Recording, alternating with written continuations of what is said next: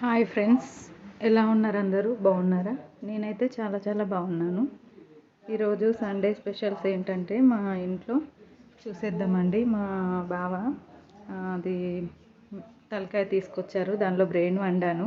ఈ brain video long video పెడతా చూడండి, చాలా బాగుంటుంది. పిల్లలకి హెల్త్కి చాలా మంచిది బ్రెయిన్. ఇక్కడ బ్రెయిన్ ఫ్రై అండి, టుడే రెసిపీస్. మళ్ళీ బగారా రైస్,